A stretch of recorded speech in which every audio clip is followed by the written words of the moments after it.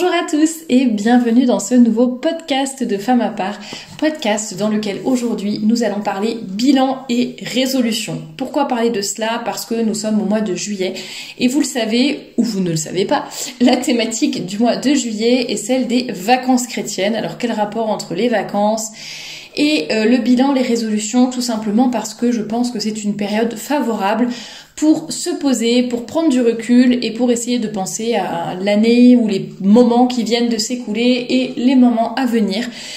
Donc ça peut être, il faut profiter, j'allais dire, de ces périodes un peu spéciales dans l'année pour un peu de ces jalons importants pour progresser, se poser, voir un peu quelles sont nos perspectives d'avenir, etc. Ça permet toujours de repartir du bon pied, tout simplement. Voilà pourquoi j'ai décidé de vous parler de ça dans cette thématique du mois de juillet. Il y a déjà 2 podcasts qui sont parus sur la thématique des vacances chrétiennes. Quelles vacances pour une femme catholique, la tenue vestimentaire en été. Il y a aussi des entrevues pétillantes, des chroniques de livres, des entretiens, beaucoup de choses qui sont déjà sorties. Donc d'ailleurs, si vous voulez ne rien rater, n'hésitez pas à vous abonner, comme ça vous êtes sûr d'avoir vraiment de voir tous les podcasts. En général, c'est tous les vendredis des podcasts, mais aussi les lundis et mercredis. Je publie aussi d'autres petites choses, donc n'hésitez pas à vous abonner pour ne rien manquer.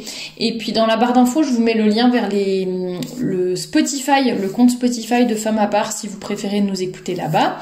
Il y a également les liens vers les différents réseaux sociaux de Femmes à part, mais aussi la boutique de jupes et de robes, donc shop.femmesapart.com, lien dans la description, le lien pour vous abonner à la newsletter que j'envoie tous les dimanches gratuitement avec du contenu exclusif, le lien du blog, etc. si vous voulez compléter un petit peu les différentes thématiques que l'on aborde sur cette chaîne. Alors pour commencer dans le vif du sujet, déjà je pense que le premier pas pour faire ce bilan et le faire correctement, c'est de vraiment prendre rendez-vous avec vous-même. Donc c'est pas juste tiens à l'arrache, je me pose 2 minutes avec ma bière au soleil sur la terrasse et je pense vaguement à mon année, aux résolutions pour le futur, etc.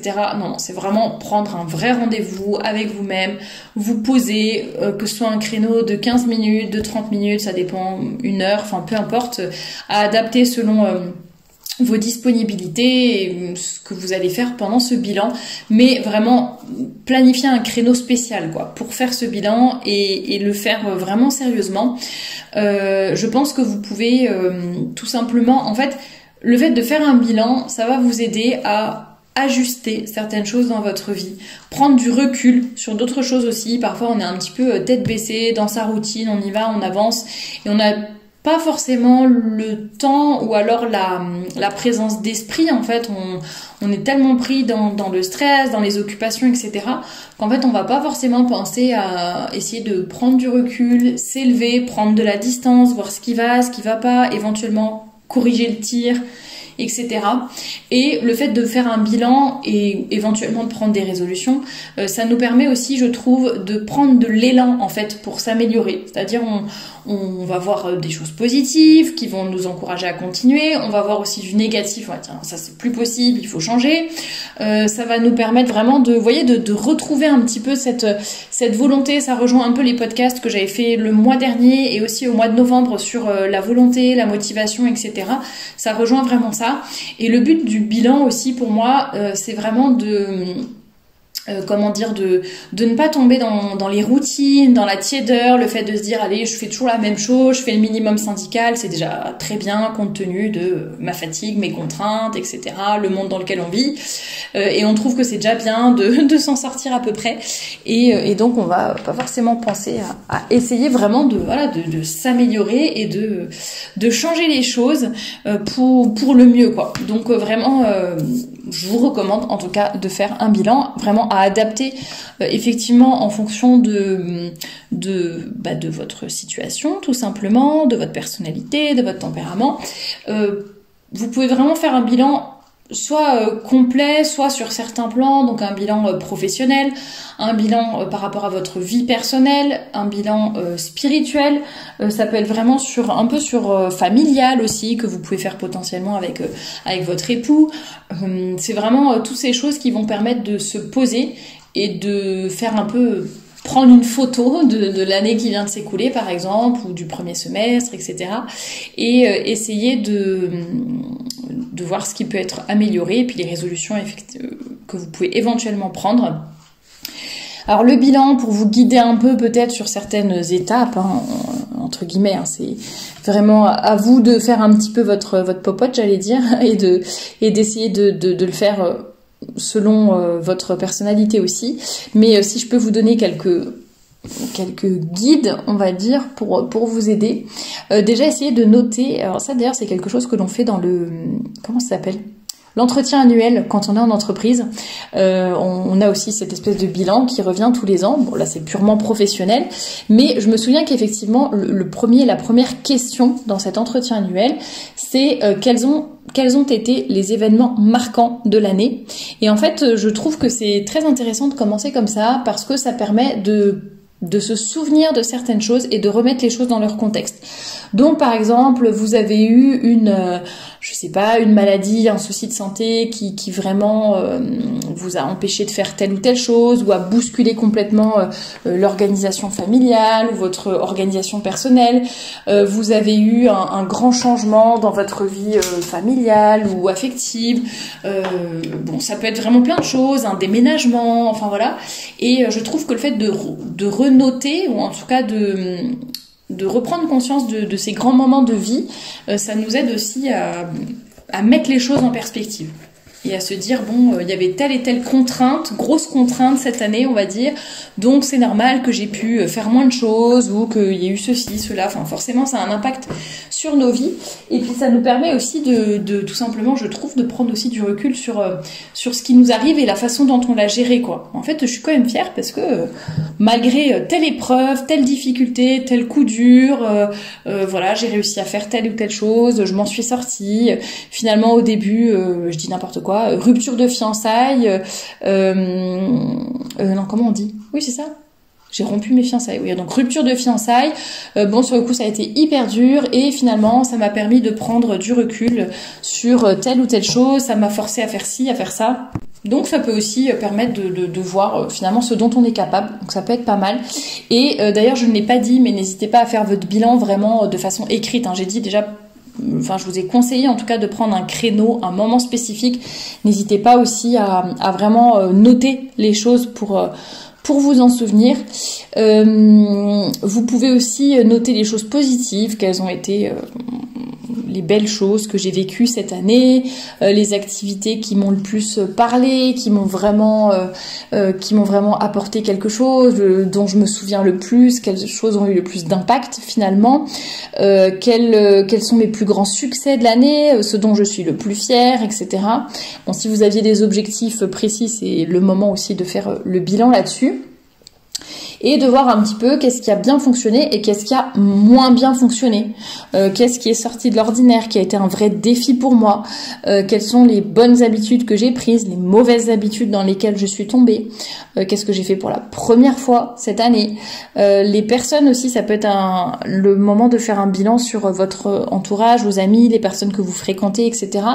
Savoir si ce sont des personnes qui vous tirent vers le haut ou au contraire qui vous tirent vers le bas. Est-ce qu'il n'y aurait pas peut-être des relations à distendre un petit peu, des personnes à éloigner de votre vie, non pas par méchanceté, mais parce qu'elles ont une mauvaise influence, elles vous tirent vers le bas, ou ce sont des personnes qui profitent de vous, ça peut être pour diverses raisons, mais c'est pas mal de faire ce bilan et de se poser la question.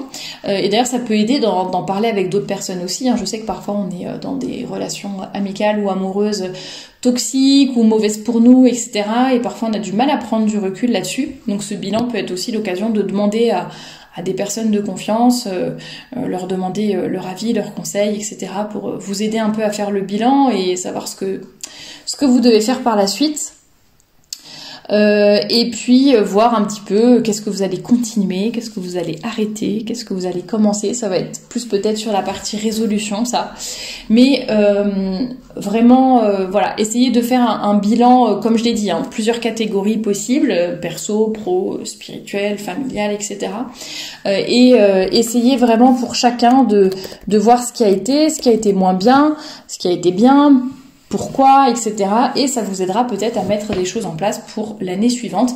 Si par exemple vous faites votre bilan et vous dites non mais vraiment je suis malheureuse dans mon boulot, je m'ennuie, ou alors ça me stresse trop, ou voilà, ça peut être plein de choses. Et bien ensuite on se pose et on essaye de se dire qu'est-ce que je peux changer. Est-ce qu'il faut que je change de travail ou est-ce que non? En fait c'est pas une question de mon boulot, c'est plutôt mon attitude à moi qui doit changer, ma relation avec mon travail, que je coupe, je dis n'importe quoi, que je coupe mon portable en rentrant à la maison, que je fasse ceci, cela. Bon. Et le but de ces résolutions c'est vraiment de prendre des choses spécifiques et concrètes. C'est pas juste dire tiens j'aimerais bien acquérir plus de vocabulaire, être plus cultivé. Ben, qu'est-ce que tu vas faire pour être plus cultivé? Est-ce que tu vas lire davantage? Est-ce que tu vas aller dans des musées? Est-ce que tu vas parler à certaines personnes? Aller dans des expositions? Voilà, ça peut être vraiment regarder des documentaires, enfin j'en sais rien. Donc vraiment, il faut prendre des résolutions tout à fait concrètes, presque chiffrables, j'allais dire, mais vraiment des choses, voilà. Quels sont les moyens que je vais mettre pour y parvenir? Et quelles échéances. Par exemple, je veux devenir une plus grande lectrice, et ben je me lance le défi de lire au moins, bon après ça dépend à quel point vous en êtes, mais de lire au moins un livre par mois, ou un livre pour 2 mois, ou au moins 10 minutes par jour, etc. Enfin quelque chose de vraiment concret, comme ça vous allez pouvoir le tenir. Si c'est sur des résolutions plutôt familiales, par rapport aux enfants, par rapport à votre époux, etc., à votre conjoint, eh bien n'hésitez pas à, pareil, prendre des choses concrètes. Bon, je trouve qu'on communique pas assez dans le couple. Qu'est-ce qu'on va faire pour y remédier? Hop, eh bien on va se dire que au moins une demi-heure tous les vendredis, je dis n'importe quoi, hein, mais voilà, tous les vendredis pendant une demi-heure, on va se poser et discuter ensemble, faire le bilan de la semaine, ou au contraire, on garde les téléphones de côté, on parle pas de bilan ni quoi que ce soit, mais juste un petit moment amoureux tous les deux. Enfin voilà, faut vraiment essayer de trouver des choses très concrètes, des solutions plus que des résolutions, mais vraiment voilà pour essayer d'améliorer les choses ou de continuer à bien faire les choses. Donc là le but vraiment c'est pas forcément de prendre 10 000 résolutions, de dire tiens je vais faire ci, je vais faire ça, je vais monter l'Everest, je vais lire 40 bouquins, je sais pas tous les défis possibles et imaginables qu'on peut se lancer. C'est pas forcément juste le but de prendre plein de résolutions, mais c'est plus en fonction du bilan qu'on a fait justement et des insatisfactions qu'on peut avoir ou les lacunes qu'on a remarquées d'un point de vue spirituel, familial, professionnel, personnel. Qu'est-ce que je peux faire pour améliorer et pour que ça change? Ça me rappelle l'entretien que j'ai fait avec Marie quand on a parlé de sa reconversion professionnelle dans le monde du vitrail maintenant. Vous pouvez l'écouter sur la chaîne, c'était un entretien passionnant. Et justement, elle expliquait entre juste avoir certaines pensées, certaines idées, mais en fait après concrètement en faire quelque chose, justement c'était ça la différence. Et quand on fait un bilan et qu'on prend vraiment des résolutions et qu'on se dit qu'est-ce que je peux changer, et elle c'est exactement ce qu'elle a fait. Elle s'est rendue compte, j'aimerais bien plus de sens dans ma vie, dans mon travail, etc. Et voilà, elle s'est dit comment je peux faire pour y arriver. Et alors elle a pas eu elle a pas fait son changement professionnel d'un coup en révolutionnant tout dans sa vie, en plaquant tout du jour au lendemain, en tournant le dos et non pas du tout, mais ça s'est fait petit à petit. Petit à petit, elle a mis des choses en place dans sa vie pour changer ce qu'elle voulait changer et elle n'a pas trouvé l'autoroute du premier coup, on va dire, ça s'est fait vraiment sur quasiment 10 ans, je crois, mais n'empêche que le fait de se poser, de vouloir atteindre un objectif, etc., et de prendre des résolutions concrètes pour y arriver, petit à petit, elle a réussi à faire bouger les choses, tout simplement. Donc vraiment, je vous conseille de faire ça, et je vous conseille d'aller écouter ce podcast, il est vraiment passionnant. Vous le trouverez dans la playlist témoignages, je pense, sur la chaîne, et puis il y a plein d'autres témoignages très intéressants, mais celui-là, en tout cas, j'y pense maintenant, il peut vraiment rentrer par rapport à cette thématique du bilan, de la résolution, du fait d'avancer. N'hésitez pas aussi à être spécifique, ça je crois que j'ai déjà dit, à prendre un allié, quelqu'un un compagnon de projet, on va dire, quelqu'un qui va pouvoir vous aider sur ce chemin, qui va pouvoir vous guider, vous encourager, à qui vous allez pouvoir vous confier, etc.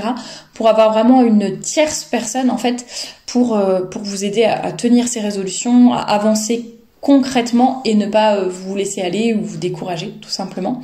Et je pense que vraiment le fait de faire le bilan un peu à tous les niveaux, vous voyez, c'est un peu le bilan, c'est quelque chose que finalement si vous êtes catholique, normalement c'est ce que vous faites tous les soirs. C'est l'examen de conscience, c'est vraiment ça, c'est j'examine ma journée, je regarde ce qui s'est passé. Merci mon Dieu pour le positif. Et là, on énumère un peu on repasse sa journée, on voit le positif et tout. Et puis on regarde aussi les péchés qu'on a commis, les fautes qu'on a faites, etc. On s'en accuse, on fait un acte de contrition.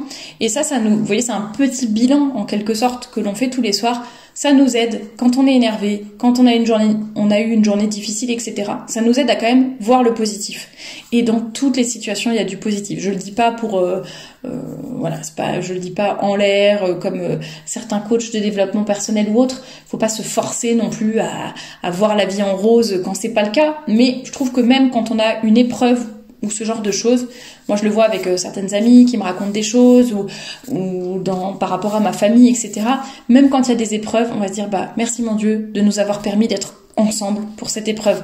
Merci mon Dieu de m'avoir tout de suite donné un petit signe comme quoi vous étiez là et comme quoi ou de m'avoir donné cette petite joie à côté, qui est pas grand chose par rapport à l'immense souffrance ou la tornade de douleur et de difficultés, mais au moins voilà, je sais que vous êtes là, etc. Merci mon Dieu de me donner la foi. Enfin, il y a toujours un moyen de remercier et de voir du positif. Et en tout cas, ces petits bilans que l'on fait finalement tous les soirs qui vont nous aider, si on a eu une dure journée, ça nous aide quand même à voir les côtés positifs et tout ce qui a bien été. Et si on voit tous les péchés qu'on a commis, ça nous encourage. Allez, demain, j'essaye vraiment de me concentrer sur la gourmandise, l'impatience, la colère, la paresse, etc. Enfin, vous voyez, on a envie de progresser parce qu'on a ce petit schéma, visuellement on voit ce qui va pas, etc. Vous voyez, ce petit bilan en quelque sorte qu'on fait tous les soirs, ça vaut le coup de le faire d'une façon plus globale une fois de temps en temps. Alors ça peut être profiter des vacances d'été pour le faire si vous avez plus de temps.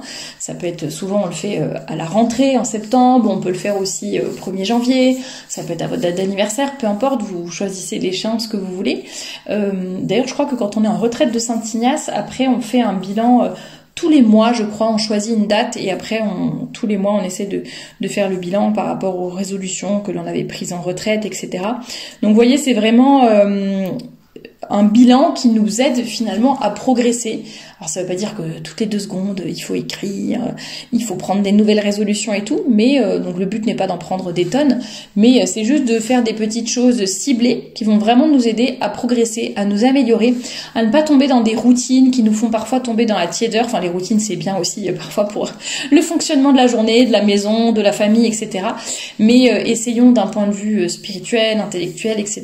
vraiment de toujours tendre vers la perfection, de vouloir nous améliorer et de donner le maximum finalement, et de vraiment, je pense que c'est très utile aussi pour certains caractères ou certaines personnes qui parfois ont trop le nez dans le guidon, c'est vraiment de prendre du recul sur la vie, sur les choses qui nous arrivent, sur les épreuves, sur notre entourage, sur plein de choses. Ça aide à finalement prendre les choses avec un peu plus de hauteur, un peu plus de recul, et ne pas s'en faire trop pour certaines choses, et au contraire se dire oulala, ça doit être un alerte, il faut changer des choses, parce que si on fait toujours la même chose en espérant un résultat différent, ça ne va pas fonctionner. Voilà pour ce que je pouvais vous dire un petit peu sur le bilan, les résolutions. J'espère vraiment que vous profiterez de cette période de vacances pour avancer là-dessus. Et puis pour progresser tout simplement, c'est ce que je vous souhaite toujours sur cette chaîne, vous le savez, on essaye toujours de tendre vers le bien, de faire de son mieux, d'avancer, de développer sa féminité, de la faire rayonner aussi, et puis de tout faire pour être des saintes et des grandes saintes. Voilà, comme je le dis très souvent. Donc bon courage à toutes les personnes qui vont faire ce bilan, prendre ces résolutions, et surtout je vous souhaite de bonnes vacances chrétiennes. À bientôt.